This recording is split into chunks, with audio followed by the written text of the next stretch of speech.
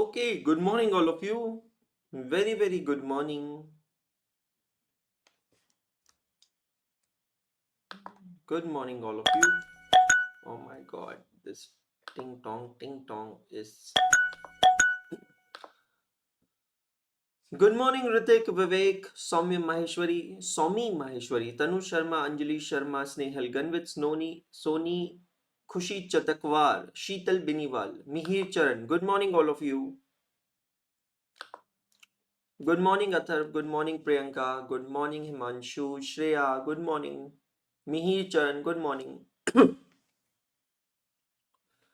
Good morning, Riza. Good morning, Harpik. Good morning, Shri. Good morning, Shilpa. Good morning, Hari Sham. Good morning, Somu Mishra. Good morning, Lavanya Sheth. Good morning, Kadambari Jadhav. Good morning, Himanshu Kumar. Good morning, Prakash B. Good morning, Yash. Good morning, Janvi Haryani. Good morning, good morning, good morning. Okay. तो कैसे हैं आप लोग? 18th of January 2024 today. My goodness. Yesterday, MRF Limited became India's first share to cross the benchmark of 1.5 lakh rupees per share. This was just amazing. बहुत गर्व महसूस होता है इस चीज को देखकर, और ऑब्वियसली होना भी चाहिए कि हम हिंदुस्तानी हैं और हमारी एक हिंदुस्तान की कंपनी इतना अच्छा परफॉर्म कर रही है. 1.5 लाख रुपए का एक share, can you believe it? 1,50,000 rupees का एक शेयर, MRF लिमिटेड. और मुझे तो थोड़ा और भी ज्यादा गर्व होना चाहिए being the share holder of MRF limited. MRF share price, okay, ये देखिए.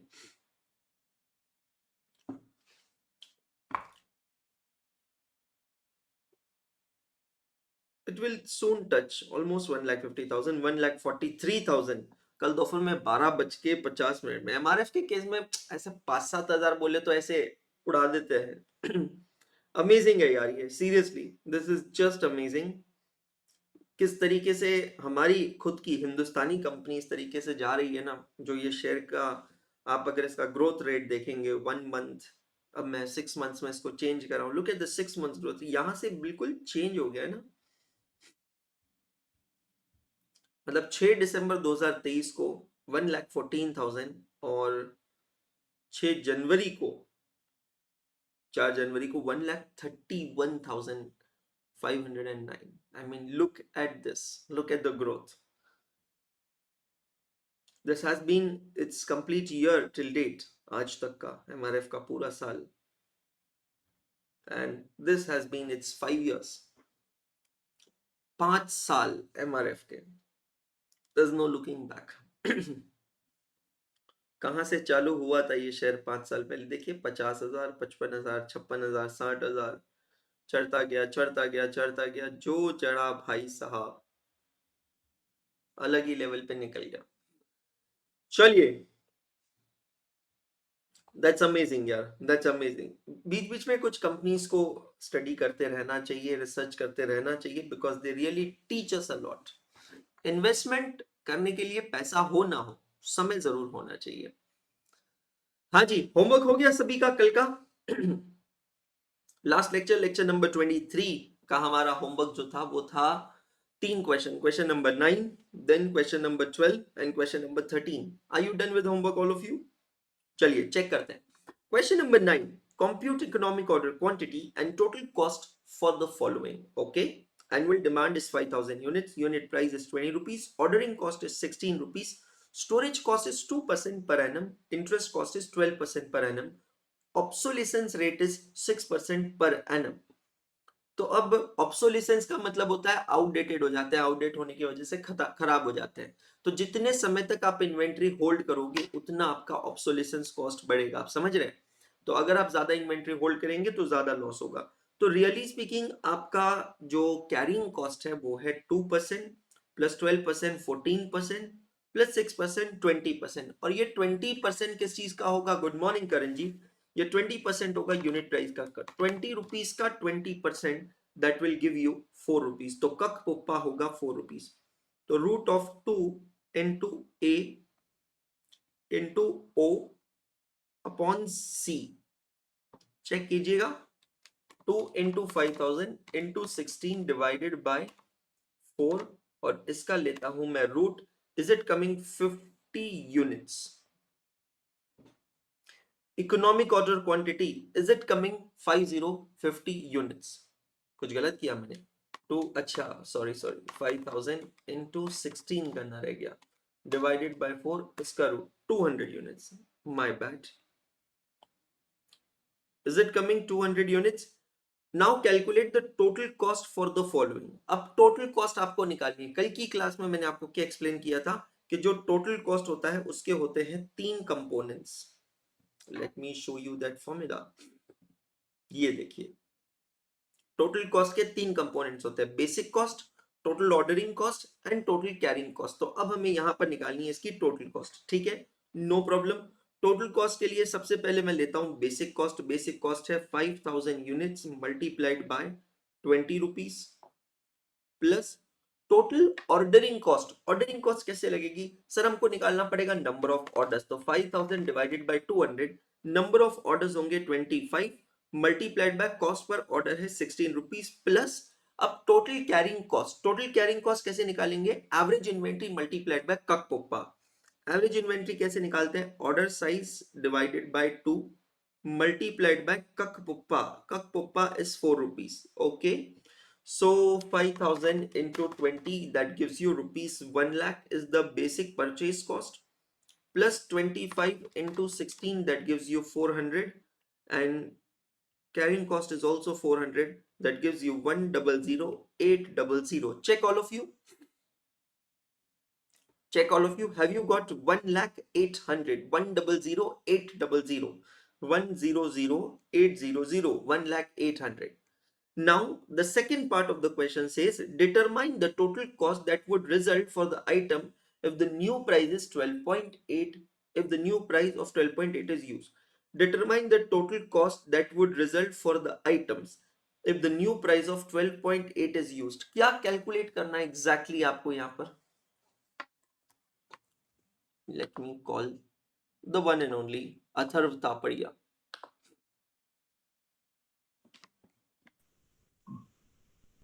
Good morning, sir. Good morning sir. हो गया ये क्वेश्चन? फर्स्ट पार्ट का आंसर आया? हाँ सर, फर्स्ट पार्ट का आंसर भी आ गया. सेकेंड पार्ट का क्या स्टेटस है? सर मेरी मैं कुछ गड़बड़ कर रहा था, समझ नहीं आ रहा. ऐसे मत करो यार. ये वाले क्वेश्चन का सेकेंड पार्ट का आंसर नहीं है 12.8 वाला? सर 12.8 वाला आ गया. क्या है अच्छा. बताइए, क्वेश्चन क्या है, आंसर वही तो पूछ रहा हूं मैं. Determine the total cost that would result for the items if the new price of 12.8 is used. इस क्वेश्चन का मतलब समझाइए मुझे पहले, क्या कैलकुलेट करना है यहाँ पे?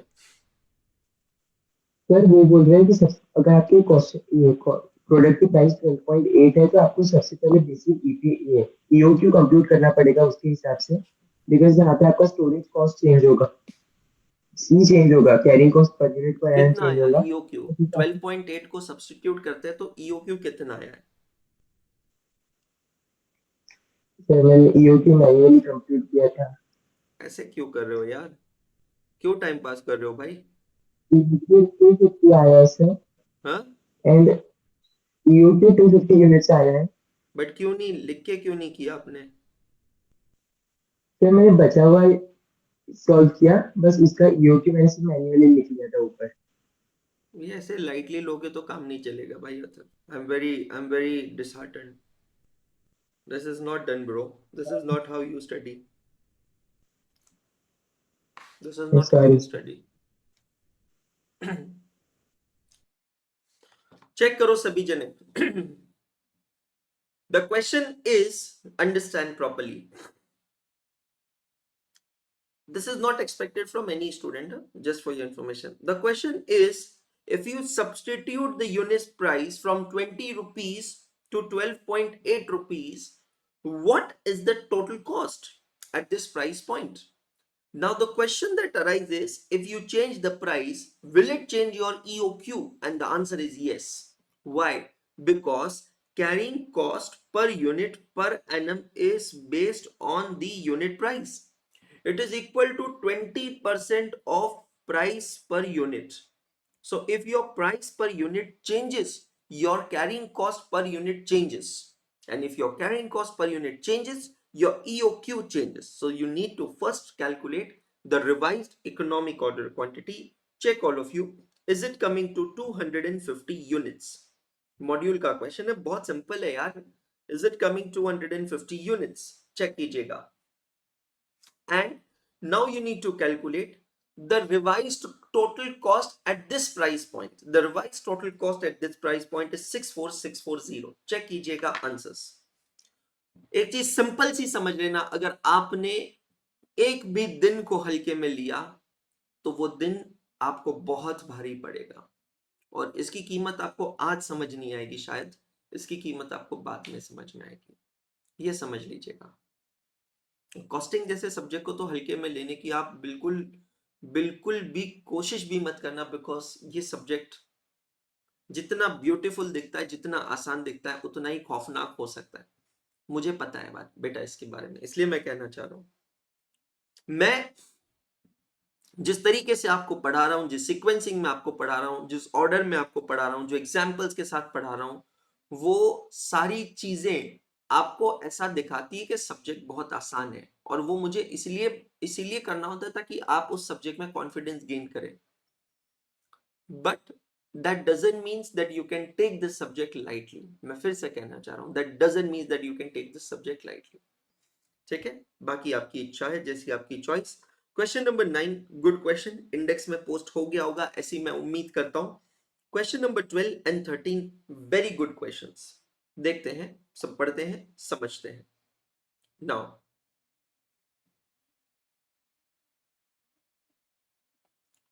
question number 12.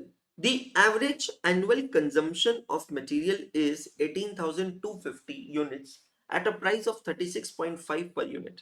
The storage cost is 20% of the average inventory, and the cost of placing an order on an average inventory, and the cost of placing an order is 50 rupees. How much quantity is to be purchased at a time? ये तो बहुत simple है, बहुत ही ज्यादा आसान question है.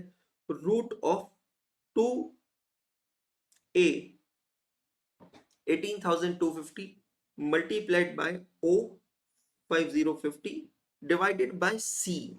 How much is C? It is 20%. Storage cost is 20%. 20% of the unit price. 36.5 का 20% होता है 7.30. So 2 into 18250 into 50 divided by 7.3 equals to under root. Check all of you. Have you got answer as 500 units? Check all of you. Very good. Very good. 500 units. The annual carrying cost of material X is rupees 3.6 per unit. And the carrying cost is 9,000 per annum. Okay. Annual carrying cost is 3.6 per unit. Total carrying cost is 9,000 per annum. How would the EOQ of material, what would be the EOQ of material X if there is no safety stock of material X? मां कसम, अलग ही सवाल पूछ लिया यहाँ पे, अलग ही सवाल पूछा है. आपको दिया है annual carrying cost of material x 3.6 per unit. अब देखिएगा, क्या मैं कह सकता हूं ये हमारा सी है. सी का मतलब होता है carrying cost per unit per annum. That is given as rupees 3.6. Okay, and total carrying cost is 9,000 per annum.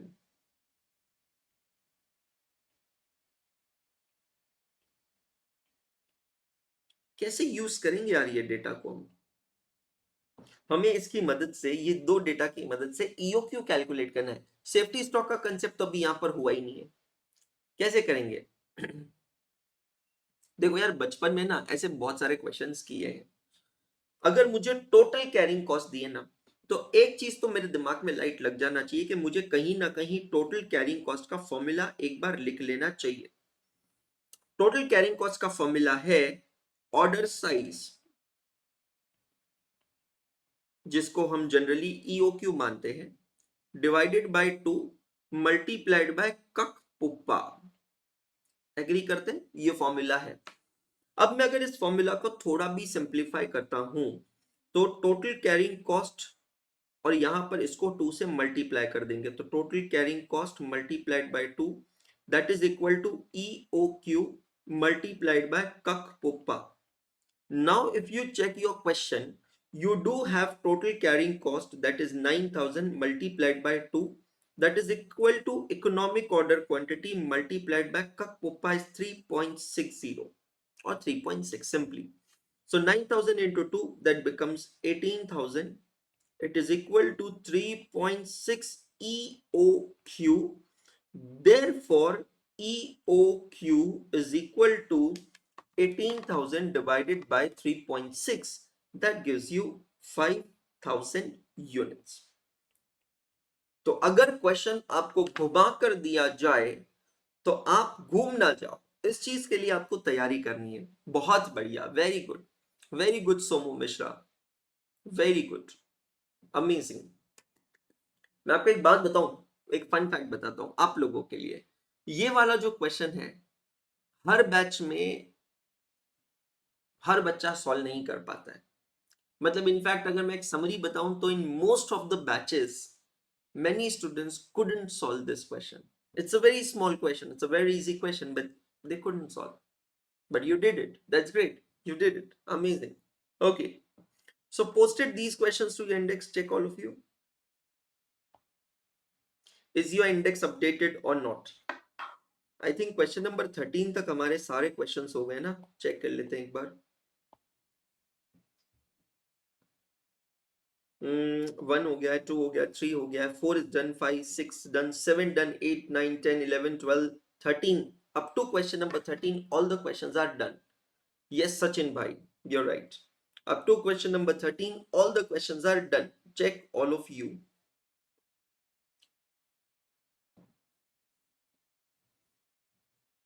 First reading में कुछ समझ ही नहीं आया, बिल्कुल एग्री करता हूं मैं आपसे. ये दिखने में छोटा है पर ऐसे खोटा है ना, ऐसे खोटा है.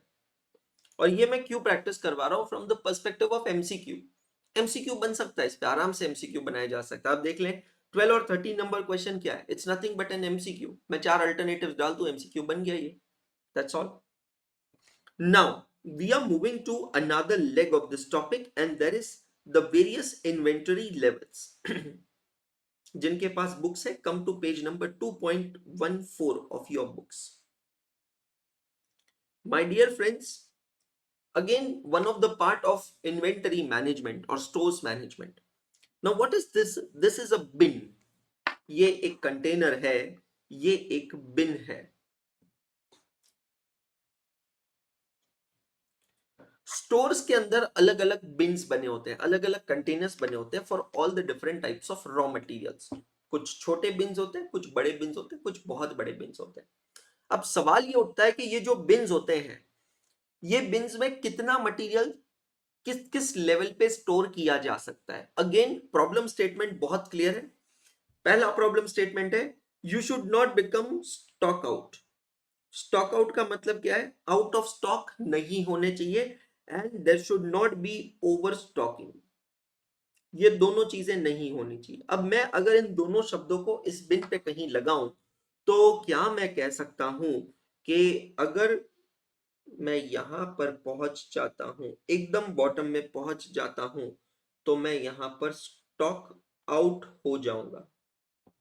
पानी का कंटेनर समझ लो, पानी की टंकी समझ लो, और अगर मेरे इन्वेंट्री आइटम्स इतनी हो जाती है कि वो मेरे इस कंटेनर से बाहर आने लगे, तो मैं क्या हो जाऊंगा, ओवर स्टॉक हो जाऊंगा.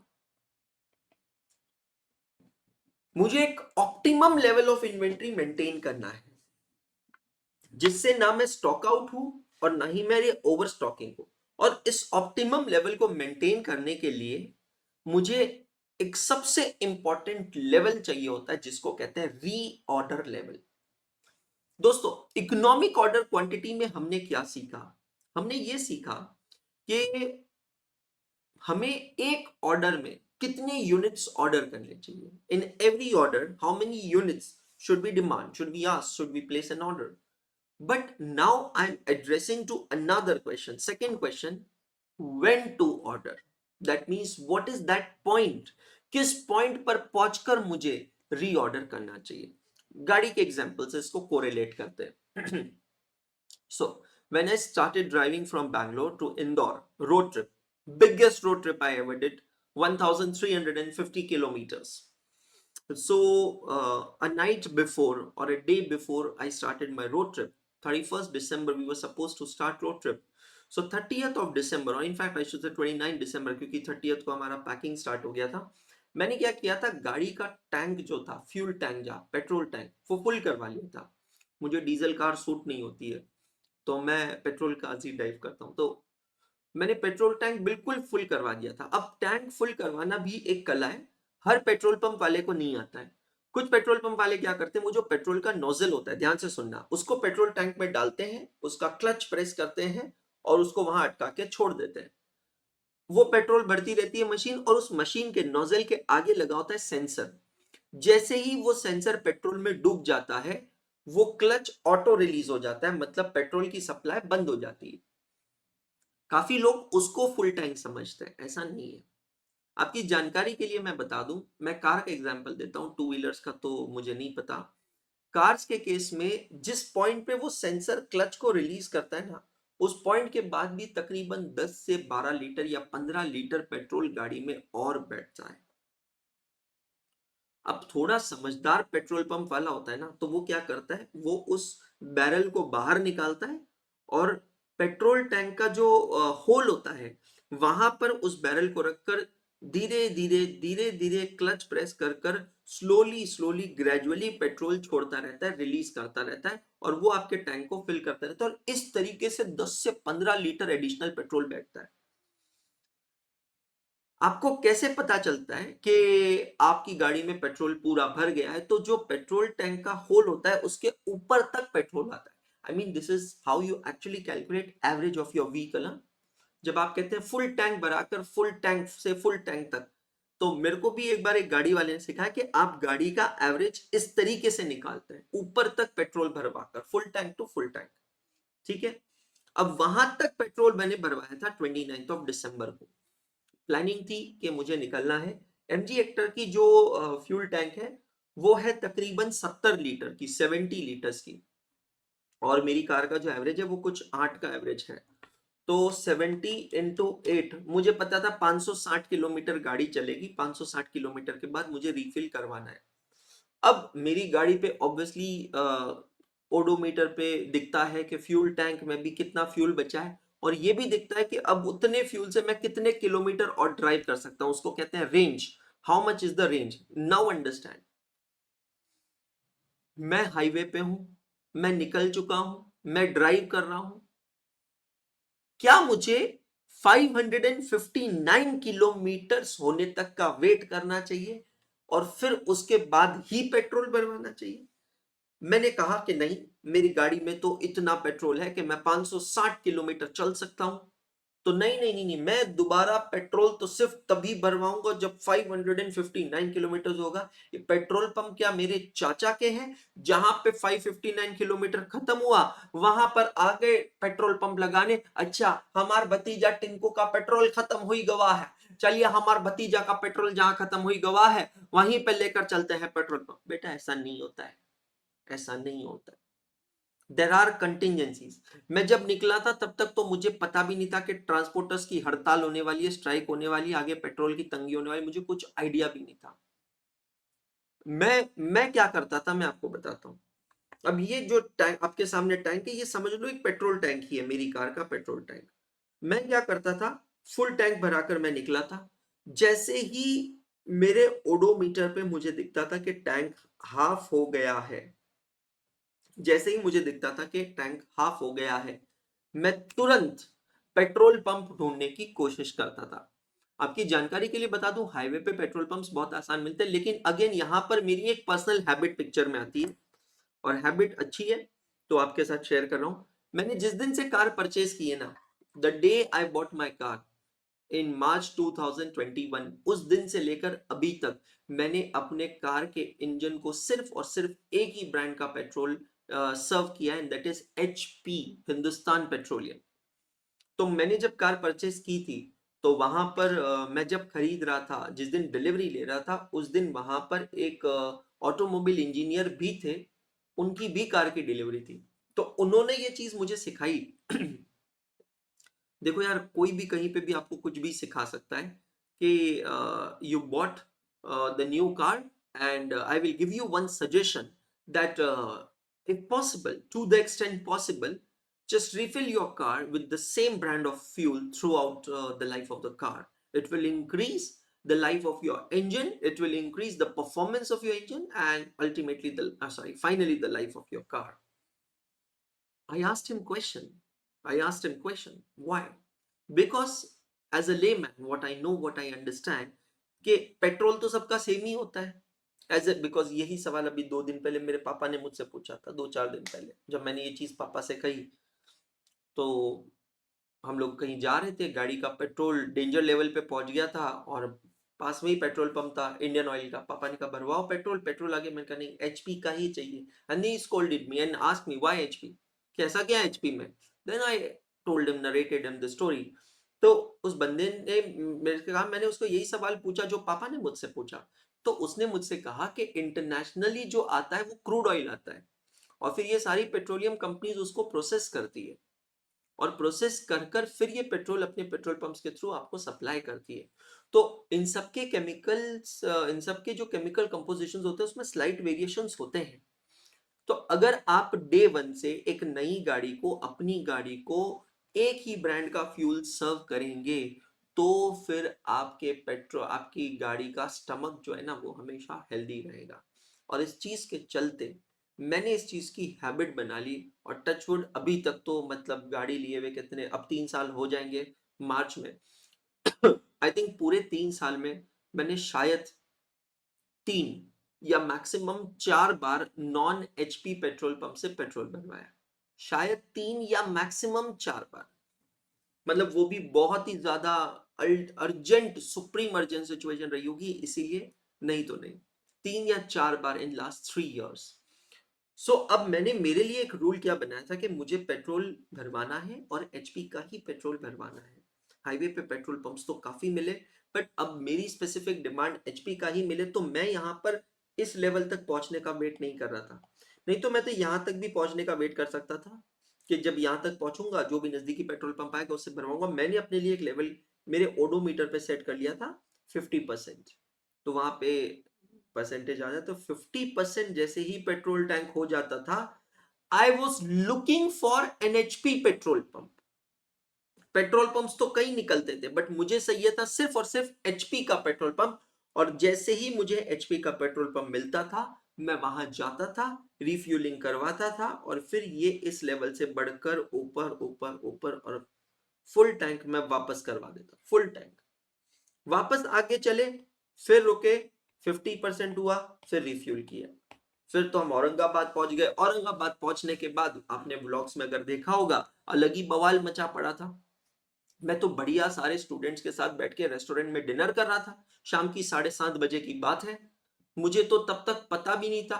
रेस्टोरेंट में बैठ के जब मैं डिनर कर रहा था, तो डिनर टेबल पर बच्चों का एक ही डिस्कशन चल रहा था कि सर आपकी गाड़ी में पेट्रोल तो फुल है ना। मैंने कहा क्यों बेटा।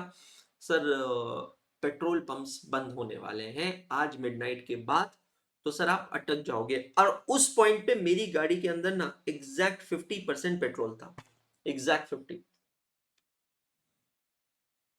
भाई साहब, मैंने कहा 50% मतलब 35 × 8, 280 किलोमीटर में चल सकता हूँ, और औरंगाबाद से इंदौर जो था वो था 450 किलोमीटर। मैं तो अटक जाऊंगा। और फिर हम लोग गए पेट्रोल पंप पे, और वहां पर भी मैंने एचपी का ही पेट्रोल पंप ढूंढा। व्लॉग में कवर्ड है, आप देखना, एचपी का ही पेट्रोल पंप, और गाड़ी को फुल टैंक करवाया मैंने। सवाल यही उठता है, जो स्टोर कीपर होता है वो इतने सारे बिन्स मेंटेन करता है, उसको ये देखना होता है कि when should I order, place the next order. Because जब आप अगला ऑर्डर प्लेस करते हो दोस्तों, उसके बाद आपको सामान मटेरियल एक्चुअली मिलने में समय लगता है। That is known as lead time. नए नए टर्म्स समझा रहा हूं, ध्यान से सुनना। What do you mean by lead time? Lead time is the time gap between placing an order and actually receiving an order. जब मैं कोई चीज का ऑर्डर प्लेस करता हूं और जब मुझे एक्चुअली ऑर्डर मिलता है, तब उसको कहते हैं लीड टाइम। वो दिनों का, कई दिनों का हो सकता है, वो महीनों का भी हो सकता है, वो घंटों का भी हो सकता है। That totally depends on product to product. Lead time. So I must decide my reorder level in such a way, इस तरीके से कि अगर मेरे गुड्स का मैक्सिमम लीड टाइम भी रहा, मतलब ज्यादा से ज्यादा कितना समय लगेगा गुड्स को डिलीवर होने में, तो भी उस पीरियड के अंदर ना मेरी इन्वेंट्री जीरो नहीं होनी चाहिए, बिकॉज मेरा कंजम्पशन कंटिन्यूसली चलता रहेगा। प्लीज ध्यान से समझना, मेरी एक बड़ी फैक्ट्री है, फैक्ट्री का जो प्रोडक्शन फ्लोर है वहां पे हजारों लेबर काम कर रही है, करोड़ों रुपए का केपेक्स लगा हुआ है, कैपिटल एक्सपेंडिचर लगा हुआ है, जो हमने बैंक से कर्ज लेकर मशीनरी खरीदी है, उस कर्ज पे ब्याज का मीटर, इंटरेस्ट का मीटर चालू है। तो ना मेरी मशीनरी रुकनी चाहिए और ना मेरा लेबर खाली बैठना चाहिए, क्योंकि अगर प्रोडक्शन फ्लोर खाली बैठा, मतलब उसका कॉस्ट कितना होगा आप सोच भी नहीं सकते हो। तो किसी भी सूरत में I should not go out of stock. मैं as a store keeper, as an inventory manager, मेरी जिम्मेदारी, मेरी रिस्पॉन्सिबिलिटी ये है कि मेरा प्रोडक्शन फ्लोर खाली नहीं रहना चाहिए। ऐसा ना हो कि वहां के मजदूर, वहां की मशीनरी आइडल पड़ी है। क्यों? क्योंकि रॉ मटेरियल मैं सप्लाई नहीं कर पा रहा हूं, तो फिर ये मेरा फेलियर होगा। This will be my under performance. उन लोगों का कंटिन्यूस प्रोडक्शन, बेटा मैं नाइजीरिया में काम करता था, जिस कंपनी के अंदर काम करता था, मैं आपको बता रहा हूं, वो कंपनी की मशीन 4 सालों तक कंटिन्यूस चलती थी, 4 कंटिन्यूस ईयर्स, और 4 सालों के बाद 1 महीने का उसका मेंटेनेंस चलता था।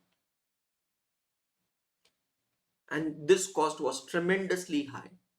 मतलब आप सोचिए, उस कंपनी में 1600 एम्प्लॉइज काम करते थे, और नहीं नहीं करके भी तकरीबन तकरीबन समझ लो आप, not less than 2000 crore rupees की मशीनरी इन्वेस्टेड थी। 2000 करोड़ की मशीन, 1600 एम्प्लॉइज काम कर रहे हैं। अब आप एक बार उस प्रोडक्शन फ्लोर का कॉस्ट एंटिसिपेट करने की कोशिश कीजिए, कितनी होगी। अगर वो मशीन्स आइडल पड़ी रहे, बंद पड़ी रहे, तो कितना नुकसान होगा, आइडल कैपेसिटी कॉस्ट कितनी होगी। तो हम लोग उन मशीनों को रोकते ही नहीं, 4 सालों तक चलती थी। 4 साल बाद, ये कंपनी की पॉलिसी थी, 4 साल बाद 1 महीने का समय ऐसा निकलता था जिस समय हम पूरी मशीनरीज को शट डाउन करते थे और उसकी मेंटेनेंस करते थे। वो 1 महीना हम मैक्सिमम लेबर्स को छुट्टी देते थे, और वो भी पेड लीव होती थी, क्योंकि वो कंपनी की वजह से है।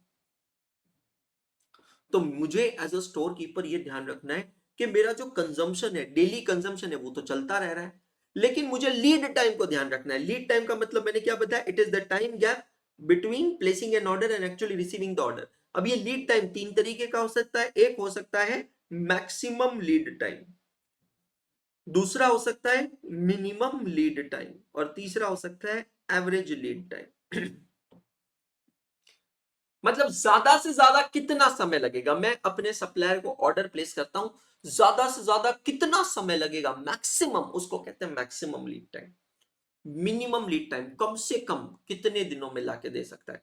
और फिर होता है average lead time, on an average maximum plus minimum divided by 2, या फिर नॉर्मल लीड टाइम भी मैं कहता हूं आमतौर पे। एक होता है emergency lead time. Emergency lead time का मतलब क्या है, मुझे तो तुरंत चाहिए, कुछ भी करके लेकर आओ, मुझे तुरंत चाहिए। फिर इमरजेंसी लीड टाइम में डिलीवरी कॉस्ट हाई होती है ना, जैसे अमेजॉन प्राइम में 1 डे डिलीवरी मिलती है, लेकिन अगर आप नॉन प्राइम मेंबर्स हैं और आपको 1 डे डिलीवरी चाहिए, तो आपको एक्स्ट्रा कॉस्ट पे करना पड़ता है उसकी, पता है ना आप सभी को।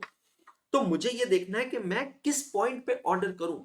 तो यहां पर सबसे पहला फॉर्मूला जो आता है, वो फर्स्ट फॉर्मूला है री ऑर्डर लेवल।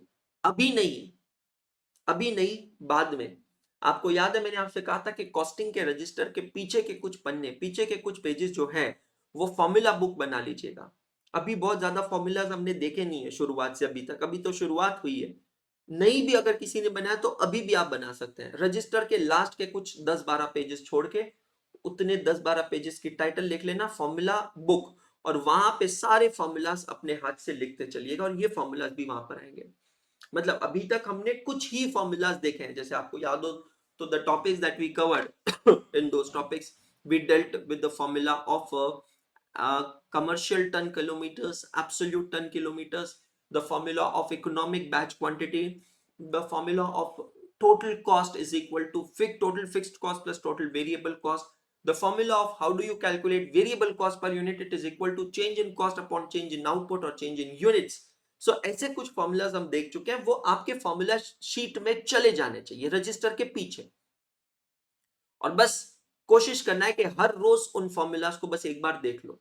चैप्टर नंबर 2 में अब कुछ फॉर्मूलाज है, चैप्टर नंबर 3 में भी कुछ फॉर्मूलाज है, तो ये जितने भी पूरे सिलेबस के फॉर्मूलाज है उन सबको कंसोलिडेट करके एक जगह पे आपको लेकर आना है रजिस्टर के पीछे, है ना। सो रीऑर्डर लेवल का फॉर्मूला देखिएगा, रीऑर्डर लेवल का फॉर्मूला है maximum usage into maximum lead time. मैंने कैसे डिसाइड किया कि मुझे आधा टैंक होने पर रिफ्यूल करना है? मैंने ये जो डिसीजन लिया है वो है मेरा रीऑर्डर लेवल। मतलब क्या, मैंने अपने लिए डिसाइड किया था कि जैसे ही मेरी गाड़ी का आधा टैंक हो जाएगा मैं अपनी कार को रिफ्यूल कर लूंगा। पर मुझे बताइए ये मैंने कैसे सोचा? मैंने ये ऐसे सोचा कि आधा टैंक हो जाने के बाद मैं अब पेट्रोल पंप्स की तरफ देखना चालू करूंगा, अपनी गाड़ी की स्पीड थोड़ी कम करूंगा और मैं देखूंगा कि कहां पर मुझे एचपी का पेट्रोल पंप मिलता है। क्या जरूरी है क्या कि जिस पॉइंट पे मेरी कार का टैंक 50% हुआ एग्जैक्टली उसी पॉइंट पे उसी जगह पर मुझे एचपी का पेट्रोल पंप मिल जाए? आंसर है नहीं। कभी कभी हो सकता है 10 किलोमीटर में मिल जाए, वो है मेरा एवरेज लीड टाइम। कभी कभी हो सकता है 2 किलोमीटर में मिल जाए, वो है मेरा मिनिमम लीड टाइम। और प्रैक्टिकली बता रहा हूं, अभी इस रोड ट्रिप पे मेरे साथ एक बार ऐसा हुआ था, मुझे 40 किलोमीटर तक, 40 किलोमीटर तक, 50 किलोमीटर तक एचपी का पंप नहीं मिला। उसके बीच में इंडियन ऑयल के मिल गए, बाकी सारे मिल गए, शेल का मिल गया, पर एचपी का नहीं मिला। तो मैंने ये सोचा कि भाई साहब मेरी गाड़ी तो चलती रहेगी, मतलब 50% होने के बाद भी मेरी गाड़ी तो चलती रहेगी। I will be hunting, I will be searching for the petrol pump, और जब तक मेरी गाड़ी चल रही है फ्यूल कंजम्पशन तो चल रहा है। तो कम से कम कितने किलोमीटर, ज्यादा से ज्यादा कितने किलोमीटर, मैं अपना माइंड मेकअप करके चला था, मेरे माइंड में 50 किलोमीटर तो आराम से लग सकता है मैक्सिमम लीड टाइम। तो 50 किलोमीटर ड्राइव करने के बाद अगर मेरी फ्यूल टैंक यहां तक पहुंचता है तो भी मैं सेफ हूं। I am not going out of fuel, नहीं तो गाड़ी को धक्का मार के ले जाना पड़ता भाई साहब। एमजी एक्टर को धक्का मारना मतलब हालत खराब। आप मेरा पॉइंट समझ रहे हैं? तो रीऑर्डर लेवल को कैसे डिसाइड किया गया? मैक्सिमम यूजेज, कि मैं ज्यादा से ज्यादा कितना यूजेज करूंगा इनटू मैक्सिमम लीड टाइम, ज्यादा से ज्यादा कितना समय ले लेगा, that will give you reorder level. अब कभी कभी हम क्या करते हैं ना, कभी कभी हम ये रीऑर्डर लेवल के साथ कुछ सेफ्टी स्टॉक मेंटेन करते हैं। जैसे कि मुझे नहीं पता आप लोगों ने ये चीजें देखी है कि नहीं देखी है, बट जैसे कि आप देखना मम्मी लोग जो होती है ना, मम्मी लोग वो यहाँ पर पैसे छुपा कर रखती है, यहाँ पर, है ना। मतलब उनके केस में गाना मत नहीं पड़े, कुक कुक कुक कुक कुक कुक कुक कुक, चौली के पीछे क्या है, चौली के पीछे, तो यहाँ पर पैसे छुपा कर रखती है, वो है सेफ्टी स्टॉक। मतलब वो एकदम लास्ट मोमेंट पे काम आता है। दादी जी रखते थे, है ना, हाँ मम्मी तो मेरी भी नहीं रखती, दादी जी रखते थे, नानी जी रखते थे, है ना। और कहीं पे भी कभी भी कुछ भी काम पड़ता था एंड दे वर लाइक अपना बटुआ निकाल कर उसमें से निकाल के आपको पैसे देते हैं। समझ रहे हो? ये है सेफ्टी स्टॉक। सेफ्टी स्टॉक मतलब जनरली यहां वाला बटवा जो है सिर्फ और सिर्फ इमरजेंसी के सिचुएशन में निकलता था बाहर। वैसे ही आप रीऑर्डर लेवल जो निकालते हैं वो दो तरीके का रीऑर्डर लेवल होता है। एक रीऑर्डर लेवल होता है विदाउट सेफ्टी स्टॉक, जिसका फॉर्मूला बहुत सिंपल है, maximum usage into maximum lead time. और दूसरा होता है reorder level with safety stock, वही formula maximum usage into maximum lead time plus safety stock. समझे आप मेरी बात? फिर रीऑर्डर लेवल सबसे बेसिक फॉर्मूला है, यहां से नेक्सस ब्रेक करने की कोशिश करना। अब यहां निकलता है अगले दो फॉर्मूलास, हमारा मिनिमम लेवल का फॉर्मूला और मैक्सिमम लेवल का फॉर्मूला। मिनिमम लेवल का फॉर्मूला देखिएगा, मिनिमम मतलब कम से कम मुझे कितना लेवल मेंटेन करना है। Minimum level is equal to reorder level minus average usage rate into average lead time. Usage rate का मतलब होता है कंजम्पशन, एवरेज यूजेज रेट का मतलब हुआ कंजम्पशन। आप ऑन एन एवरेज कितना रॉ मटेरियल कंज्यूम करते हैं multiplied by average lead time. Maximum level का फॉर्मूला है reorder level minus minimum usage into minimum lead time plus reorder quantity. यहां पर रीऑर्डर क्वांटिटी का मतलब हो गया इकोनॉमिक ऑर्डर क्वांटिटी। एक चीज आपने ऑब्जर्व करी नहीं, मैं बताता हूं, मिनिमम और मैक्सिमम दोनों का जो फॉर्मूला है it is dependent on reorder level. ये मैं क्यों बता रहा हूं, जो क्वेश्चन नंबर 13 अभी आज आपने सॉल्व किया था ना, मतलब कल होमवर्क का, जहां पर आपको टोटल कैरिंग कॉस्ट का फॉर्मूला यूज कर कर ईओक्यू निकालना था, वैसे ही हो सकता है एग्जाम के अंदर एक एमसीक्यू बन जाए जहां पर रीऑर्डर लेवल के फॉर्मूला को यूज कर कर या मैक्सिमम मिनिमम लेवल के फॉर्मूला को यूज कर कर आपको रीऑर्डर लेवल कैलकुलेट करना पड़े। मतलब क्वेश्चन में कुछ डेटा दे देंगे और आपसे कहेंगे कैलकुलेट कीजिएगा रीऑर्डर लेवल। रीऑर्डर लेवल का क्वेश्चन आते ही आपका दिमाग फॉर्मूला थ्रो करेगा, okay it is maximum usage into maximum lead time.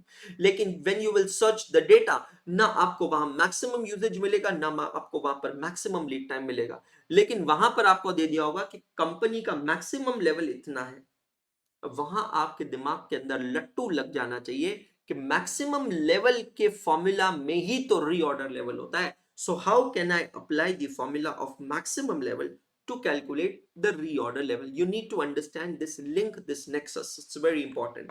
Then comes the average level.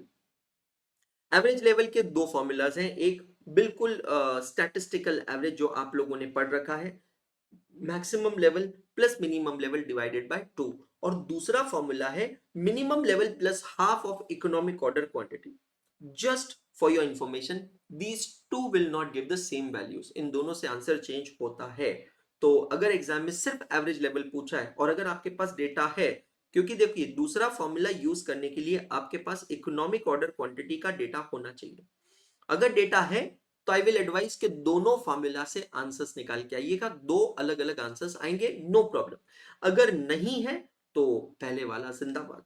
And then last is danger level. Danger level मतलब भाई साहब, जब गाड़ी में पेट्रोल मीटर जो है वो रेंज ना दिखाए। रेंज का मतलब क्या होता है, रेंज का मतलब एक कैलकुलेशन होता है। तो अभी जो मॉडर्न टेक्नोलॉजीज आ गई उसके बाद आपकी कार्स के ओडोमीटर पे आपको रेंज दिखती है कि आपके कार में फ्यूल टैंक में जितना फ्यूल है और आपका जो ड्राइविंग का पैटर्न है उस पैटर्न के हिसाब से आप कितने किलोमीटर्स और ड्राइव कर सकते हो, उसको कहते हैं रेंज। लेकिन एक ऐसा पॉइंट आता है जब आपकी कार का ओडोमीटर ये रेंज को कर देता है डैश या जीरो, जीरो नहीं डैश। और वो कब होता है, जब आपके पेट्रोल का लेवल डेंजर लेवल पे होता है। मतलब अब आपकी गाड़ी भी कहती है अब दवाओं से नहीं दुआओं से काम चलेगा। मतलब बेटा जो मिले जैसे मिले भरवा ले, भरवा ले, नहीं तो धक्के मार के ले जाना पड़ेगा। तो वो होता है डेंजर लेवल। डेंजर लेवल का फॉर्मूला देखिएगा, average consumption into emergency delivery time, है ना, average consumption into emergency delivery time. So these all are the various inventory levels. इसके फॉर्मूलाज हम लोग देख चुके हैं, इसके क्वेश्चन अब हम लोग सॉल्व करने वाले हैं और बस आगे बढ़ने वाले हैं। That's how it is. चलिए शुरू करते हैं।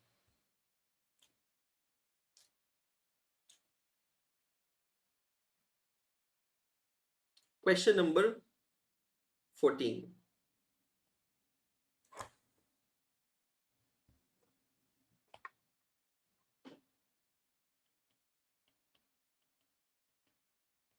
Question 14 oblique triple A oblique 2.20.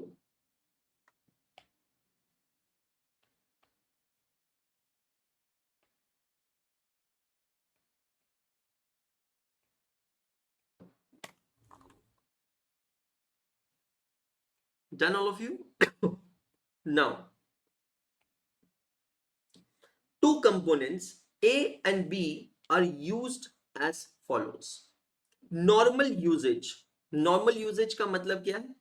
Average usage भी आप कंसिडर कर सकते हैं, मैक्सिमम यूसेज, मिनिमम यूसेज। देखो generally average is maximum plus minimum divided by 2। अगर आप यहां देखते हैं 75 प्लस 25 डिवाइडेड बाय 2 एग्जैक्टली 50 आता है। लेकिन अभी बता रहा हूं किसी किसी क्वेश्चन में ऐसा नहीं होगा, किसी किसी क्वेश्चन में normal usage will not be an arithmetical average, है ना, तो उसको दिल पे मत लेना, फिर नॉर्मल और एवरेज वही कंसिडर किया जाएगा। मतलब अब जब इस क्वेश्चन के अंदर नॉर्मल अलग से दिया है तो हम इसी को एवरेज लेंगे, हम अलग से एवरेज कैलकुलेट नहीं करेंगे।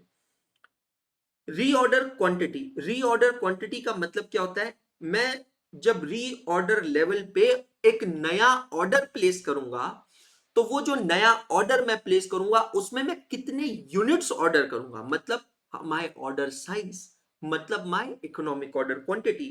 For material A it is 300, material B it is 500।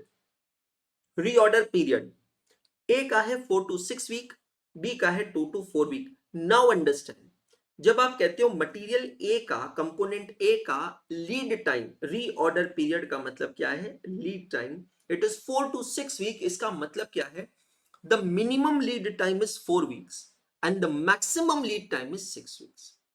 Minimum lead time is the lead time within which the goods can be delivered. Maximum, it is the maximum time that it can take. तो minimum lead time कम से कम 4 हफ्ते लगेंगे, ज्यादा से ज्यादा 6 हफ्ते लगेंगे। अगर जरूरत पड़ी तो क्या मैं कह सकता हूं एवरेज लीड टाइम होगा 5 वीक्स, चेक कीजिएगा। Average lead time 5 weeks. Material B के लिए मिनिमम लीड टाइम है 2 वीक्स, मैक्सिमम लीड टाइम है 4 वीक्स, तो एवरेज कितना होगा, 3 वीक्स होगा। Calculate for each component reordering level, minimum level, maximum level and average stock level. तो सारे फॉर्मूलाज का सिर्फ हम एप्लीकेशन यहां पर सीखने वाले। 4 फॉर्मूलाज है, एक्चुअली 5, क्योंकि एवरेज के 2 फॉर्मूलाज लगेंगे और 2 मटेरियल है हमारे पास, मटेरियल ए और मटेरियल बी। तो चलिए शुरू करते हैं। बहुत बढ़िया भुर्जी, लेट्स गेट स्टार्टेड। सबसे पहला फॉर्मूला हम लोग यूज करते हैं, री ऑर्डर लेवल। फॉर्मूला क्या है, maximum usage into maximum lead time. अब यहां पर इस क्वेश्चन में कहीं पे भी सेफ्टी स्टॉक का जिक्र नहीं किया है, इसीलिए ये एक सिंपल अजम्पशन होगा कि यहां पर जो रीऑर्डर लेवल है that is without safety stock, है ना। तो simple formula, material A, material B. Material A maximum usage is 75 per week, दोनों ही मटेरियल का, in fact it is 75 units per week, multiplied by maximum lead time. अब दोनों का लीड टाइम अलग अलग है, मटेरियल ए का मैक्सिमम लीड टाइम है 6 वीक, मटेरियल बी का मैक्सिमम लीड टाइम है 4 वीक्स, तो इनटू 6 इनटू 4।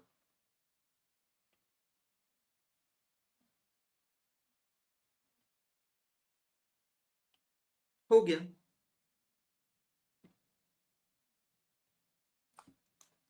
मतलब जैसे ही मटेरियल ए का बिन जो है वो 450 यूनिट्स पे पहुंच जाएगा, as soon as material A's bin reaches the level of 450 units we will place an another order। और ये जो दूसरा ऑर्डर प्लेस करेंगे वो कितने यूनिट्स का होगा, that is the reorder quantity, that is of 300 units.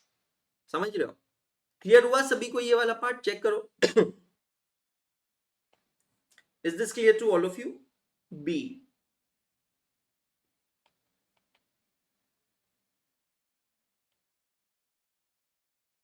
minimum level. Now, let's refer the formula.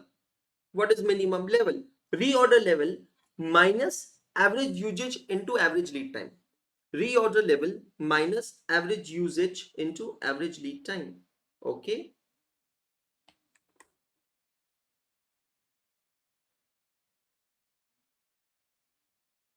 Average usage into average lead time.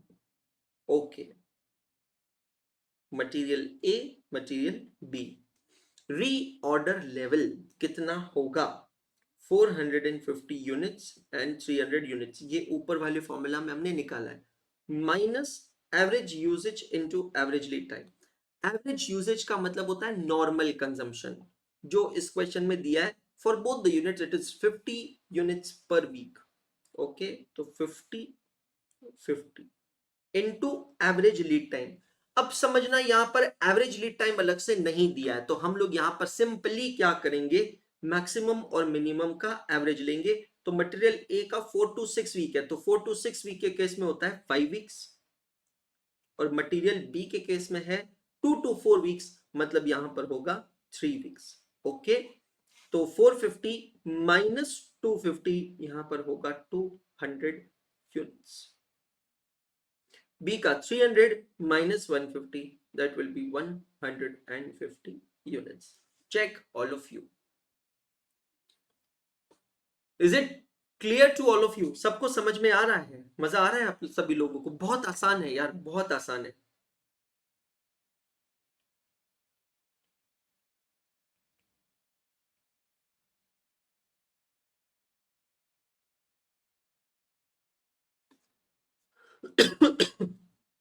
Maximum level मतलब फ्री फंड के मार्क्स है यार, सच बता रहा हूं।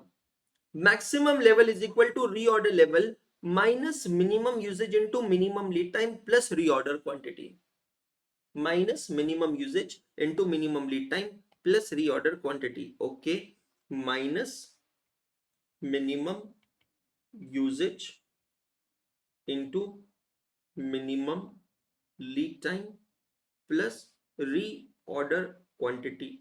Reorder quantity means economic order quantity. Okay, now material A, material B. Reorder levels we know 450 and 300 minus minimum usage, दोनों का minimum usage same है 25 per week each. Okay, 25 25 into minimum lead time. For material A it is 4 week, material B it is 2 weeks, 4 weeks and 2 weeks plus reorder quantity which is given in the question.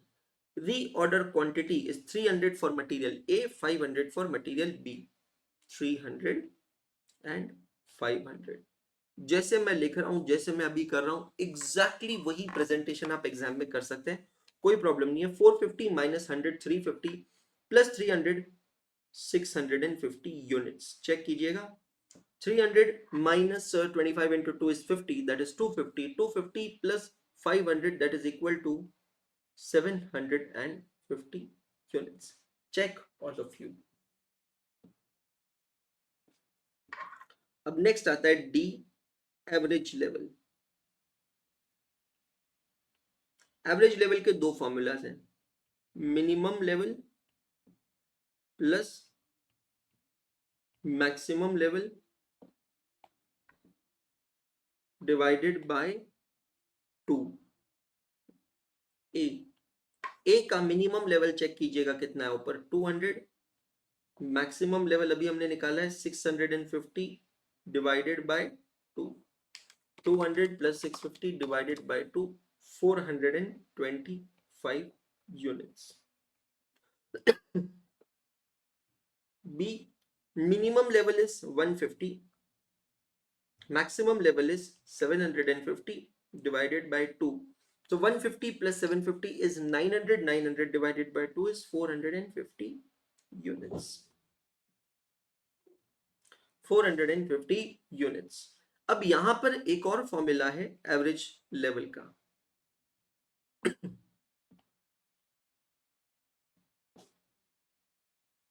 Minimum level plus half of EOQ, minimum level plus half of EOQ।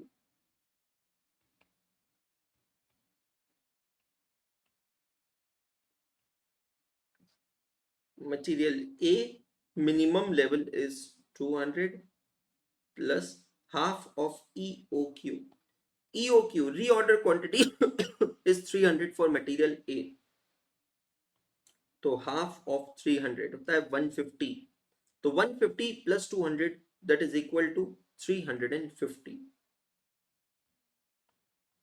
तब ये वाले average का answer ऊपर वाले formula के average से अलग है। Minimum level plus half of EOQ that is 500 units, तो 250 plus 150 equals to 400 units. Check all of you.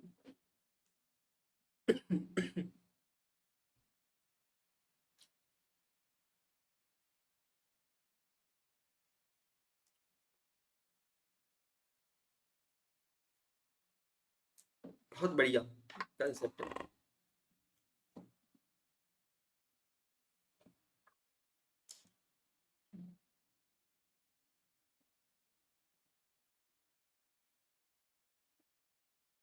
Done. Clear है? इजी लगा? It's all the game of formulas.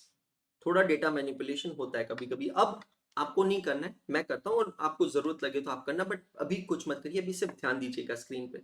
ठीक है? Just concentrate on the screen.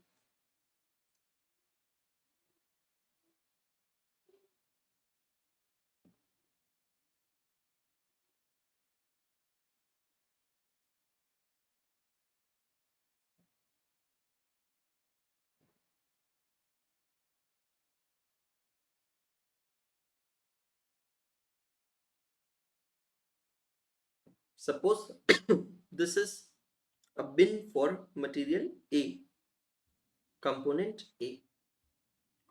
I'm just mapping the various inventory levels just for your understanding. सबसे पहले मैं लेता हूं minimum level. Material A का कितना है? 200 यूनिट्स.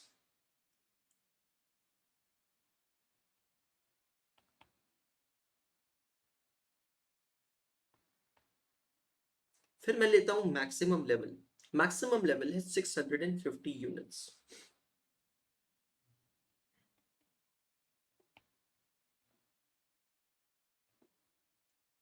फिर मैं लेता हूं उसका एवरेज लेवल 425 यूनिट्स, और फिर रीऑर्डर लेवल 450 यूनिट्स. अब आप देखोगे तो 200 और 650, 200 प्लस 650 डिवाइडेड बाय 2, एवरेज हमने नॉर्मल स्टैटिस्टिकल फॉर्मूला से निकाला तो बिल्कुल सेंटर में आएगा.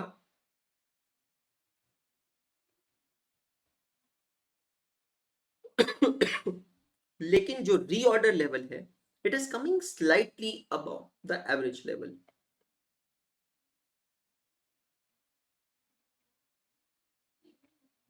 थोड़ा समझ में आ रहा है?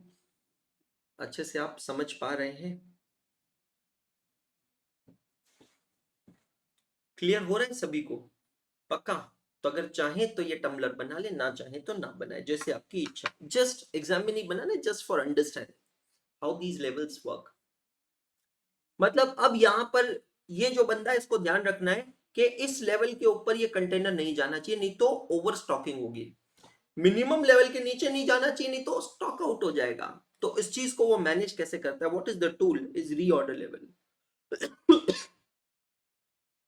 जैसे ही 450 यूनिट्स पे यहां पर ये पहुंच जाएगा, he will place an another order. As soon as the container reaches 450 units, he will place an order. और वो ऑर्डर कितने का प्लेस करेगा? फॉर ऑर्डरिंग क्वांटिटी, जिसको हम कहते हैं economic order quantity. And how much is that? 300 units. पर सर एक बात बताओ सर, अगर 450 पे ऑर्डर प्लेस कर रहे हैं और सर 300 यूनिट्स का आपने ऑर्डर कर दिया, तो सर ये तो 750 हो गया, जो आपके मैक्सिमम लेवल से ज्यादा है. तब तो सर ओवर स्टॉकिंग होने लगेगा. ओवर स्टॉकिंग होने लगेगा. ऐसा नहीं है. जब तक ये 300 यूनिट्स डिलीवर होंगे, जिसको हम कहते हैं लीड टाइम, तब तक इसमें से कंजम्पशन भी तो होगा. मतलब 450 units minus consumption in lead time plus 300 units, that all will be less than 650 units. समझ में आया? प्रियंका जी, मैं इसका आंसर ऑलरेडी दे चुका हूं कि it totally depends on the question. अगर इस क्वेश्चन के अंदर इकोनॉमिक ऑर्डर क्वांटिटी नहीं होती थी तो हम लोग एवरेज लेवल निकालते थे, maximum plus minimum divided by 2. अब क्योंकि इस क्वेश्चन में वैल्यूज है तो हम दोनों से आंसर निकालेंगे. Is this clear to all of you? मतलब ये वाला जो नीचे वाला पार्ट है ना, ये वाला पार्ट कहीं नहीं मिलेगा आपको. ये एक्स्ट्रा का एक्सप्लेनेशन है. कोई भी बुक में, किसी भी मॉड्यूल में, कहीं पे भी आपको ये नहीं मिलेगा, है ना? अभी इंडेक्स में पोस्ट मत करिए, मैं सजेस्ट करता हूं रुक जाइए, कुछ और क्वेश्चंस करते हैं, उसके बाद इंडेक्स में जाइएगा। Come to your text books and give cross referencing. यहां पर अपने रजिस्टर का पेज नंबर लिखे जहां पर आपने इस क्वेश्चन को रजिस्टर में सॉल्व किया है।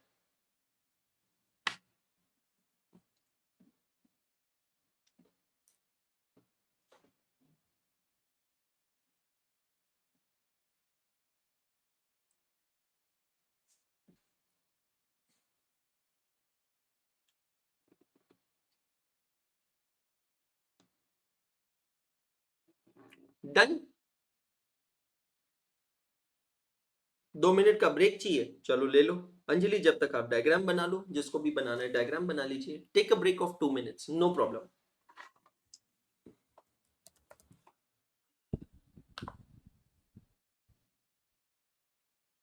Till that time, I'll update your trackers.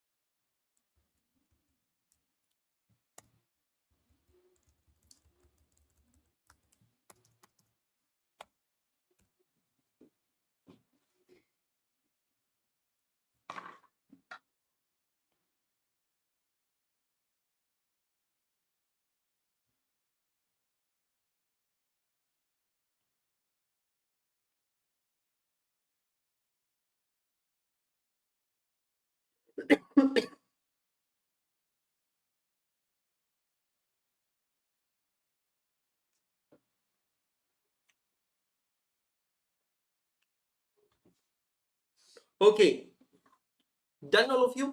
चलें आगे। Now understand. Now understand.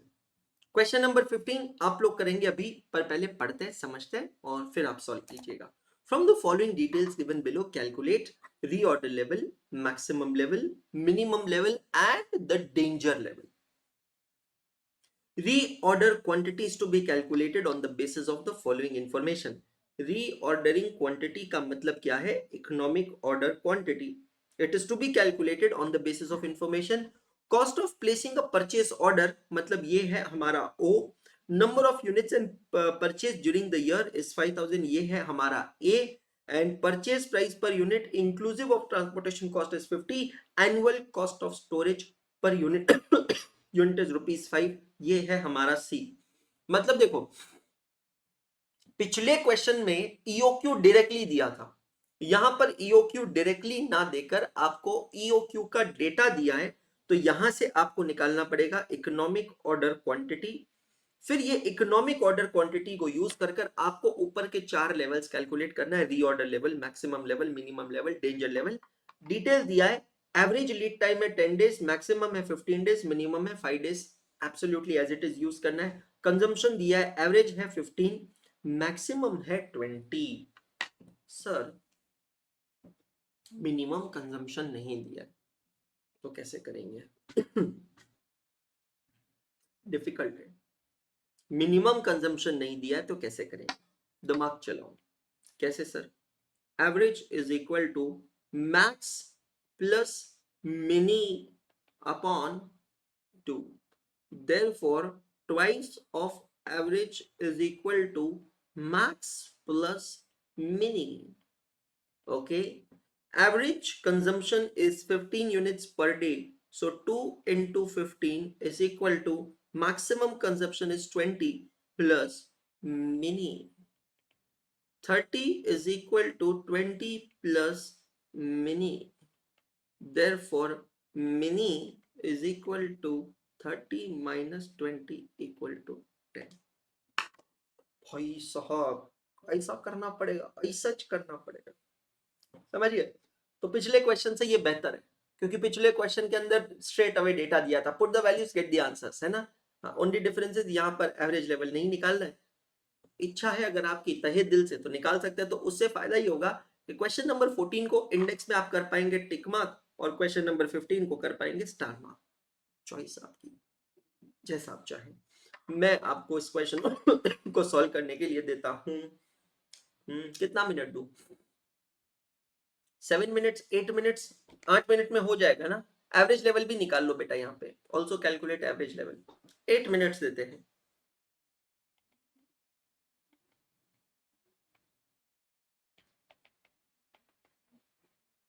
Come on, do it all of you. Do it. I'm going off the screen and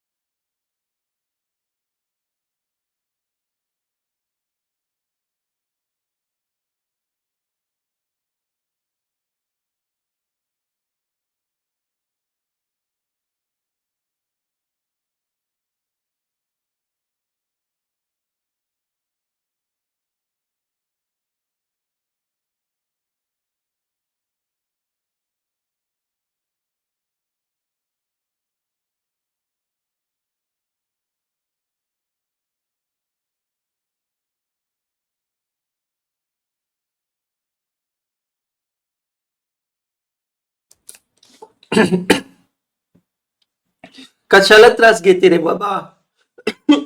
जाऊ दे की खुशी, जाऊ दे की. त्रास नका घेऊ रे बाबा. हा, त्रास नका घेऊ, डोक्याला त्रास देऊ नको. मी इथे दाखवतो, तो ऍज इट इज उत्तर तिकडे कॉपी कर. ती म्हणते बरोबर आहे सर, तसंच करणार आहे मी.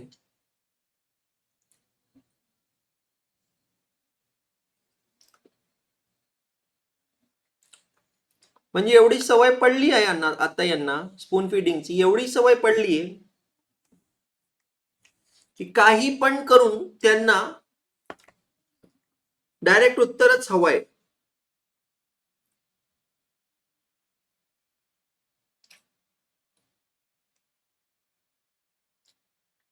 Check your answers.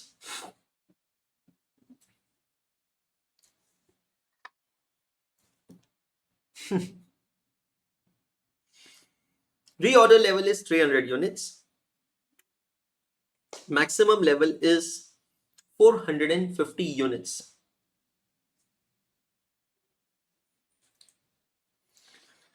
Minimum level is 150 units. Danger level is 60 units. Check all of you.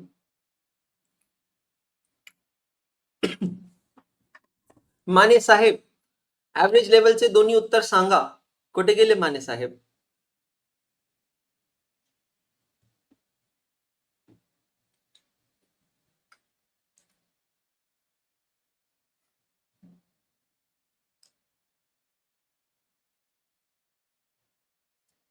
माने साहेब नहीं है. Let's go to Hrithik Kumar.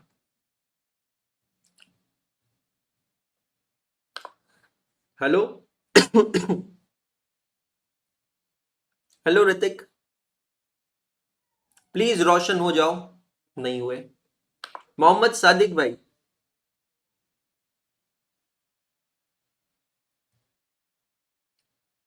Hello.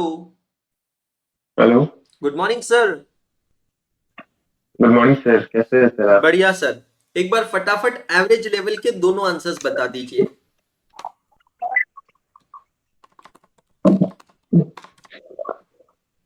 भाई निकाला है कि नहीं निकाला है? नहीं सर, एवरेज लेवल नहीं निकाले हैं सर. क्यों सर? सर मैं मिनिमम तक किया हूँ सर. क्यों बेटा, ऐसा क्यों बस किया? एवरेज लेवल निकाल सर, बस निकाल ही रहा हूँ एवरेज लेवल. चलो निकालो, जल्दी कैलकुलेट करो. ठीक है. जी सर. एवरेज लेवल के दो फॉर्मूलाज है, maximum plus minimum divided by 2. Maximum level 450 plus minimum level 150. 600 divided by 2. तो पहला आंसर आएगा एवरेज लेवल का 300. चेक करिएगा.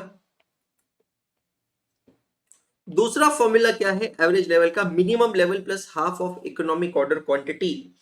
तो मिनिमम लेवल है 150 plus half of economic order quantity EOQ. EOQ कितना है? मैं खुद ही देख रहा हूं, मैं खुद देख रहा हूं, क्यों चिंता कर रहे हो? EOQ कोटे गेले रे बाबा. करते हैं ना. 2 into 5000 into O upon C, उसका रूट 200 यूनिट्स का EOQ है. तो हाफ ऑफ 200 होता है 100 plus 150 equals to 250 units. Check कीजिएगा आंसर्स. चेक कीजिएगा आंसर्स. आज के जो होमवर्क क्वेश्चंस है ना वो थोड़े चैलेंजिंग है, और कल क्लास में वही बच्चे आएंगे जो होमवर्क करके आएंगे. जो नहीं करके आएंगे please don't come to class tomorrow. That's very important. बढ़िया क्वेश्चन था. तो अगर आपने इस क्वेश्चन में एवरेज लेवल भी निकाल लिया है तो दोस्तों क्वेश्चन नंबर 14 को आप सिंपली टिक मार्क कर सकते हो इंडेक्स में, और 15 को स्टार मार्क कर सकते हो. I think it's a good question. It's a good question. Priyanka कह रही है बरं झालं आता उद्या मी रजेवर आहे. Very good Priyanka, very good. I mean Priyanka कह रही है कि अच्छा हुआ सर ने कहा कि कल जो होमवर्क नहीं करके आएगा प्लीज मत आना क्योंकि मैं छुट्टी पे हूं. तो प्रियंका पुलिस पाटिल, खुशी चटकवार, ये सब मास बंक करने वाले हैं। Very good. डब्बा पार्टी,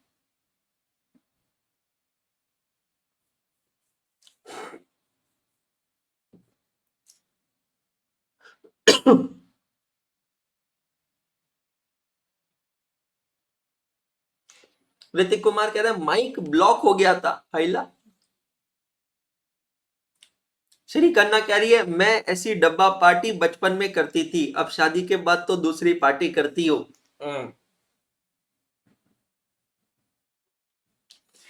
अपनी घरेलू बातें यहां आकर सबके सामने ना करें please. No PDS Shri, no PDS please, no PDS.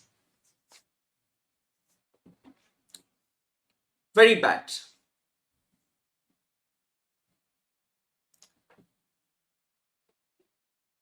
Very bad. देखा, श्री की सहेली स्नेहल भी उसको यही कह रही है। Very bad, very bad. 16 number is one of your homework. 19 number is another your homework.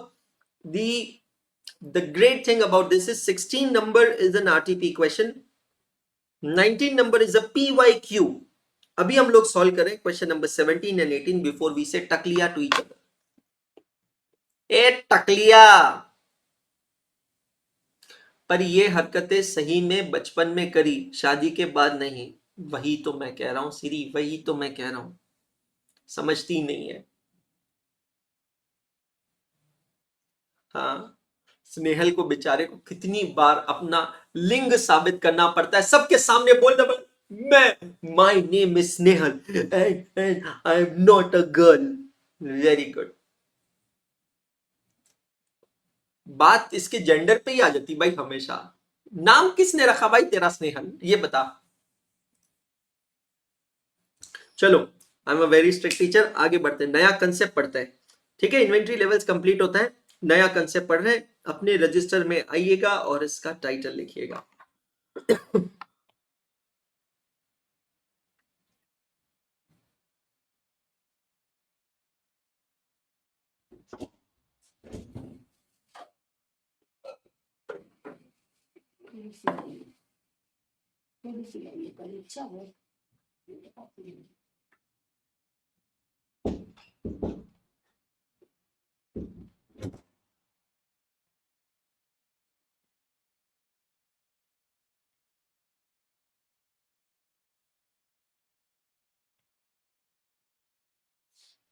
अगर आप लोगों का फैमिली बिजनेस है, दुकान है,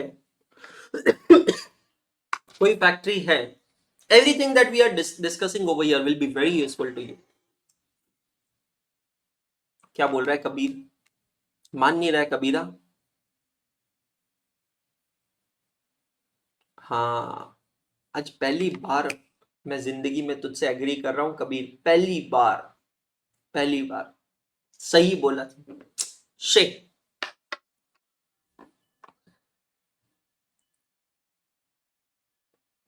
ये नहीं है, सिरी प्यार में नहीं गिरी है, सिरी ने किसी और को प्यार में गिराया है। आप समझ रहे हो, बहुत ही सिस्टमैटिकली पहले साली बनी और फिर बाद में घरवाली बनी, बहुत सिस्टमैटिकली, बहुत सिस्टमैटिकली ये षड्यंत्र रचा गया है, आप समझ नहीं रहे हो। अच्छा हुआ भाई इंटरमीडिएट में ग्रुप 1 और ग्रुप 2 ही है, अगर ग्रुप 3 होता था तब तो क्या ही मालूम सीरी क्या बनती थी। ग्रुप 1 में साली बनी, ग्रुप 2 में घरवाली बनी, ग्रुप 3 में क्या ही मालूम क्या होता था। भाई साहब, अच्छा हुआ मैं इंस्टीट्यूट को बोलता हूं 2 ही ग्रुप रखे, बहुत बढ़िया, नहीं तो बहुत प्रॉब्लम होती थी। फोकस करो रे बाबा।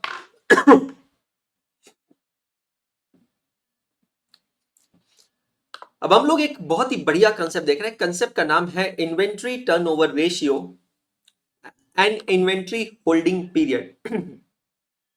समझते हैं इसका मतलब क्या है। What do you mean by inventory turnover ratios and inventory holding period? 3 type के गुड्स होते हैं। अब again it's a part of inventory management, ठीक है। हमारी जो इन्वेंट्री है उसका हम करते हैं एनालिसिस, और ये एनालिसिस कर कर हम ये देखते हैं कि ये जो हमारी इन्वेंट्री है ये किस टाइप की है। Is it a slow moving inventory, Is it a fast moving inventory or is it a non moving inventory? मैं जितना भी थ्योरेटिकल एक्सप्लेनेशन आपको यहां पर दे रहा हूं, ट्रस्ट मी ये सब के सब आपको काम आने वाला है for the purpose of MCQs. तो अगर आप इसको अच्छे से सुन भी लेते हैं तो भी आपका काम होगा, ठीक है। अब सीरी को छोड़ो, वैसे भी देखो आपका कुछ होना जाना है नहीं, है ना। ताले की चाबी किसी और के पास है, आप अपने इस पे फोकस करो, है ना। कुछ तो भला होगा बेटा जिंदगी में तुम लोगों का, है ना, यहाँ पे फोकस करो। मारवाड़ी, गुजराती, सिंधी और पंजाबी भाषाओं में ये जो शब्द अभी मैं आपसे कहने जा रहा हूँ इनका काफी इस्तेमाल होता है, क्योंकि नॉर्मली बिजनेस में ये चार कम्युनिटी के लोग बहुत ज्यादा होते हैं। मारवाड़ी है, गुजराती है, सिंधी लोग हैं और पंजाबी लोग हैं। कट्टर बिजनेसमैन, हाई लेवल के कट्टर बिजनेसमैन। एक शब्द है, वो शब्द है उठाव। इस माल का उठाव नहीं है, इस माल का उठाव कम है, इस माल का उठाव ज्यादा है। ये उठाव का मतलब है movement of stock, movement of inventory. मुझे याद है जब मैं छोटा था, पापा की दुकान थी, मैं दुकान पे बैठा करता था। बहुत कम एज से ही मैंने बिजनेस को देखना चालू कर दिया था। तो हमारे पास एक आइसक्रीम की एजेंसी थी, उसका ब्रांड का नाम था डिनशॉ। महाराष्ट्र का ब्रांड है, नागपुर का ब्रांड है, और उसकी एजेंसी हमारे पास हुआ करती थी। तो अब हुआ था यूं कि आइसक्रीम के अंदर कम से कम 30-40 तरीके के वेरिएंट्स आते थे। मतलब कोन, कप और फैमिली पैक्स, सुंडईस, इन सब के अलावा भी अलग अलग फ्लेवर्स भी आते थे, अलग अलग साइजेस भी आती थी, बहुत सारी चीजें होती थी, ट्रस्ट में बहुत सारी चीजें। तो हम लोग ये चीज प्रैक्टिकली देखा करते थे। पापा के मुंह से ये शब्द मैं बहुत ज्यादा सुना करता था, उठाव। उठाव का मतलब होता है मूवमेंट ऑफ द गुड्स। जैसे वेनिला आइसक्रीम जो थी, it was a very fast moving goods. Fast moving goods का मतलब है कि उसका उठाव बहुत ज्यादा था। मतलब हम जब भी रीऑर्डर करते थे ना, तो रीऑर्डरिंग करते समय हम सबसे पहले फोकस करते थे, प्राइम फोकस जो होता था वो होता था फास्ट मूविंग गुड्स पे, बिकॉज फास्ट मूविंग गुड्स का कंजम्पशन बहुत ज्यादा होता है। कांस्टेंट डिमांड होती है कस्टमर की तरफ से, और क्योंकि कांस्टेंट डिमांड होती है कस्टमर की तरफ से, it needs special attention. Are you getting my point? It needs special attention. Slow moving inventories are those inventories जिनके अंदर कोई खास मूवमेंट नहीं होता है। समझ में आ रहा है? मतलब वो सामान दुकान में सिर्फ इसलिए रखना पड़ता है क्योंकि customer may come and customer may demand, that's all, बाकी कुछ नहीं। लिटरली कस्टमर कभी भी आ सकता है, कभी भी ले जा सकते हो, तो आप एक बहुत ही बेयर मिनिमम क्वांटिटी अपने पास रखते हैं। Sir, what if you don't keep this inventory? You may choose to not to keep this inventory. That's absolutely fine. But then it may have consequences. Sometimes it may happen that you may lose a customer. एक बहुत छोटा सा example देता हूं मैं आपको, practical है। वो जो मैगी का पैकेट आता है ना 12 रुपए वाला, 12 रुपीज वाला, आपको पता है एक दुकानदार को वो 12 रुपए के पैकेट पे कितनी कमाई मिलती है? How much he earns on that 12 rupees packet? Not more than 1 rupee, maximum बता रहा हूं मैं। मुझे याद है हम हमारी दुकान पे 5 रुपए का मैगी का पैकेट बेचते थे, उस पे 0.75 पैसे मिलता था, सिर्फ 0.75 पैसे। Can you believe it? अच्छा 14 का हो गया है, ओके, जो भी है, 1 रुपए के ऊपर उस पे नहीं मिलता है। ऐसा क्यों? Why is it so? फिर दुकानदार क्यों बेचता है उसको? मैं आपको बताता हूं क्यों बेचता है। बिकॉज उस प्रोडक्ट के वजह से आपकी दुकान में कस्टमर आता है। आयुष कह रहा है आज 50 पैसे मिलते हैं मैगी पे।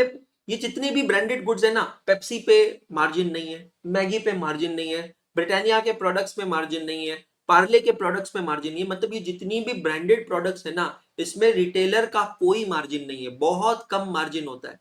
लेकिन ये प्रोडक्ट फिर भी हम क्यों रखते हैं? बिकॉज ये प्रोडक्ट हमारे दुकान पे कस्टमर्स को अट्रैक्ट करते हैं, रिटेन नहीं करते लल्ला, अट्रैक्ट करते हैं। It attracts new customer to your shop.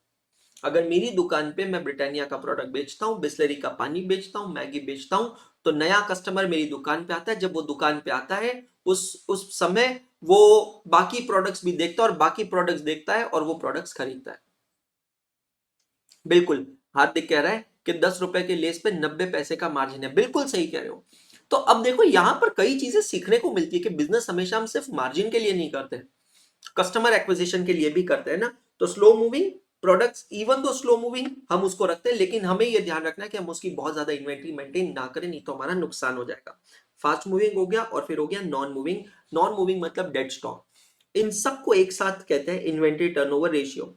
Inventory turnover ratio से हमें यह पता चलता है कि हमारी जो इन्वेंट्री है वो कितनी बार टर्नओवर हो रही है, कितनी बार ऊपर नीचे उथल पुथल हो रही है। तो इन्वेंट्री टर्नओवर रेशियो का हम फॉर्मूला लिखते हैं, आप भी लिखते चलिएगा। Inventory turnover ratio is equal to cost of goods sold divided by average inventory. Inventory turnover ratio is equal to cost of goods sold divided by average inventory. What is the formula of cost of goods sold? Opening stock plus purchases plus direct expenses minus closing stock. And what is the formula of average inventory? Opening stock plus closing stock divided by 2. फिर आता है inventory holding period. Inventory holding period का formula लिखिएगा, it is equal to 12 months और 365 days divided by inventory turnover ratio। अब कभी भी ध्यान रखना, मैं सिर्फ किसी एक प्रोडक्ट को देखकर यह नहीं बोल सकता कि वो स्लो मूविंग है या फास्ट मूविंग है। अगर मुझे ये कंक्लूजन पे आना है कि कोई प्रोडक्ट स्लो मूविंग है या फास्ट मूविंग है, तो उसके लिए मुझे एक नहीं दो प्रोडक्ट को कंपेयर करना होगा। सीधी बात है ना। अगर आपको ये कंक्लूजन पे आना है कि मेरा रिजल्ट अच्छा है या बुरा है, तो वो अच्छाई या बुराई के लिए कोई बेंचमार्किंग चाहिए होती है। तो आपके फ्रेंड के कंपैरिजन से आपका रिजल्ट कैसा है, अच्छा है या बुरा है, तो आपको कंपैरेटिव डेटा चाहिए, कंपैरेटिव एनालिसिस चाहिए, और वहां पे आपको आपके फ्रेंड के रिजल्ट की जरूरत पड़ती है। ठीक उसी तरह अगर मुझे ये कंक्लूजन पे आना है कि मेरा जो गुड्स है वो स्लो मूविंग है या फास्ट मूविंग है, उसके लिए मुझे एक नहीं दो प्रोडक्ट का डेटा चाहिए। पहले कैलकुलेशन करना सीखते हैं, बेसिक क्वेश्चन से शुरू करते हैं। आरटीपी नवंबर 2021 में ऐसा सिमिलर क्वेश्चन आ चुका है ओल्ड सिलेबस में। स्टडी मटेरियल का इलस्ट्रेशन नंबर 10, मेरी बुक का question number 17। Let's get started. Following data are available in respect of material X for the year ended 31st March 2021. Opening stock, purchases, closing stock. You have to find out the inventory turnover ratio. Question 17/2.21.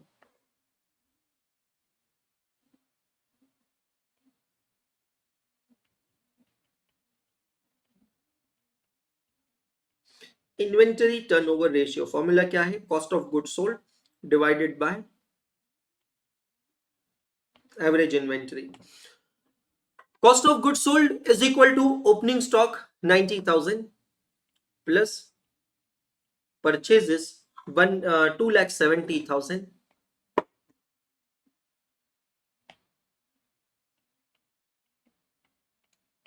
minus sales 1,10,000 divided by average inventory, opening plus closing divided by 2।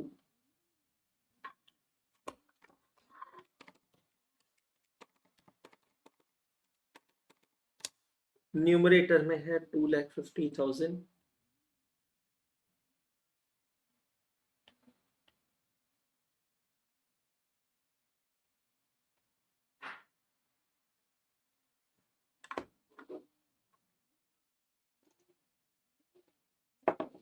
कभी भी ध्यान रखना,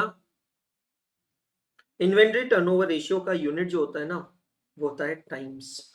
how many times roll over. Question का दूसरा part कहता है the number of days for which the average inventory is held. Okay, मतलब आपको निकालने के लिए कहा है inventory holding period, number of days में बोला है, तो 365 days divided by inventory turnover ratio.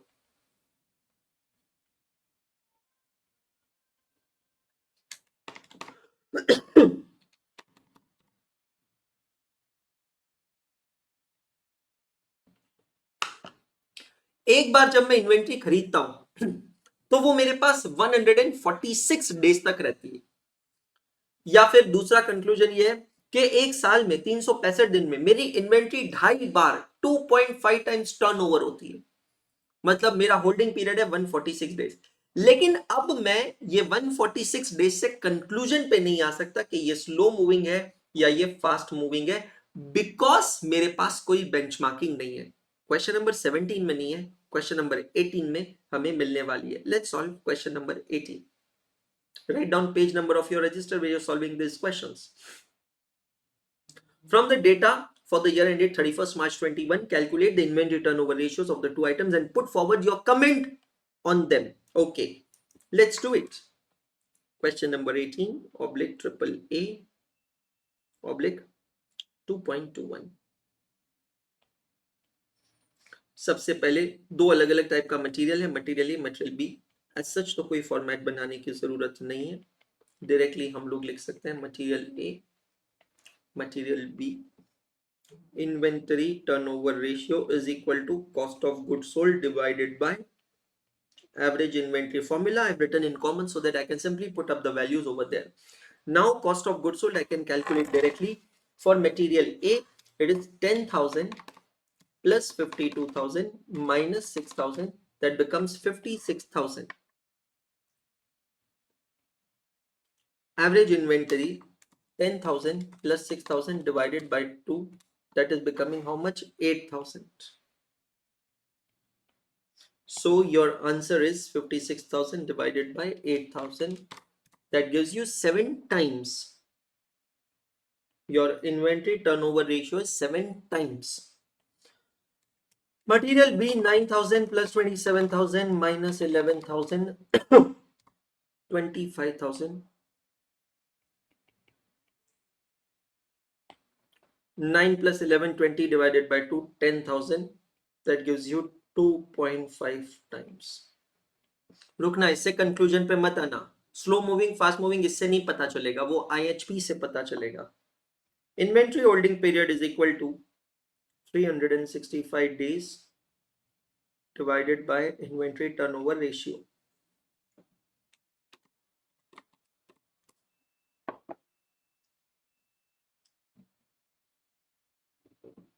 Rounding off करेंगे 52 डेज।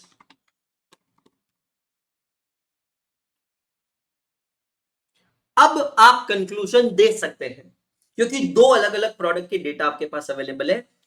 मटेरियल ए का होल्डिंग पीरियड है 52 डेज, मतलब हर 52 डेज बाद मटेरियल ए जो है वो टर्न ओवर हो रहा है।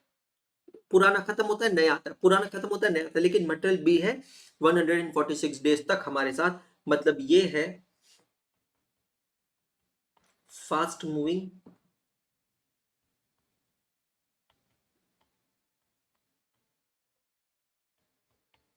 और ये है स्लो मूविंग। समझ रहे हैं? अब ये कंक्लूजन हम पिछले क्वेश्चन में नहीं दे पाए बिकॉज वहां पर हमारे पास बेंचमार्किंग नहीं थी। दोस्तों यहां पर हमारे पास बेंचमार्किंग है तो हम कंक्लूजन पे आ सकते हैं कि ये फास्ट मूविंग है या स्लो मूविंग है, but that can not be possible, that was not possible in case of question number 17। Check all of you. आसान है ना, बिल्कुल इजी है।